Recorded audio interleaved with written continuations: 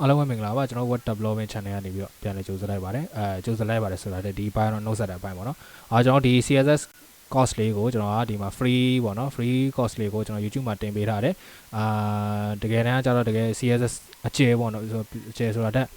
အပြည့်စုံပါပေါ့နော်အများကြီးလိုသေးတယ်ဒါကကျွန်တော် basic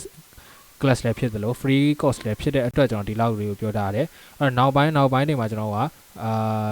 JavaScript တွေထပ်လာအောင်ပဲ jQuery တွေထပ်လာအောင်ပဲဟုတ်ပြီနော်ဒါဆိုလို့လောဆယ်ကျွန်တော် HTML CSS ရပြီဆိုလို့ရှိရင်ကျွန်တော်အနည်းဆုံး website လေးတွေကိုကျွန်တော်ကရေးလို့ရပြီဟုတ်ပြီနော်အနည်းဆုံး website လေးတွေကိုကျွန်တော်ကweb template လေးတွေကိုကျွန်တော်ကတူပါပြီးတော့ရေးလို့ရပြီအဲ့တော့ရင်း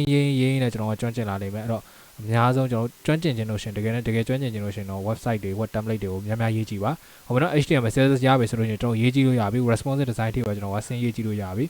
အဲ့တော့နောက်course တစ်ခုဒီတော့ JavaScript course လာပါလိမ့်မယ်အဲ့တော့ JavaScript course ကိုတစ်ချက်လောက်စောင့်ကြည့်ပေးပါအဲ့တော့အခုချိန်ထိကျွန်တော်အာကိုတကြီးနဲ့ပေါ့နော်စောင့်မျှော်ပြီးတော့စောင့်ကြည့်တင်ယူပေးကြတဲ့တယောက်ချင်းစီတိုင်းကျေးဇူးအများကြီးတင်ရှိပါတယ်ကျွန်တော်ဒီCSS course လေးဒီမှာနေပြီးဆုံးပါပြီပေါ့နော် free course လေးကတော့ဒီမှာနေပြီးဆုံးပါပြီအဲ့တော့အားလုံးကျေးဇူးအများကြီးတင်ပါတယ်ဒါဒီကျွန်တော် CSS course ရဲ့set သိမ်းပါနောက်လာမဲ့ JavaScript တွေ jQuery တွေနောက်ပြီးလို့ရှိရင်ကျွန်တော်နောက်ထပ် web development phase ဆိုလို့ရှိရင်လည်း PHP ထပ်လာအောင်ပဲပေါ့နော်အဲ့တော့အဲ့ကြောင့်ရှိရင်လည်းကျွန်တော်ရဲ့ဒီ YouTube channel လေးကို YouTube playlist တွေကို YouTube course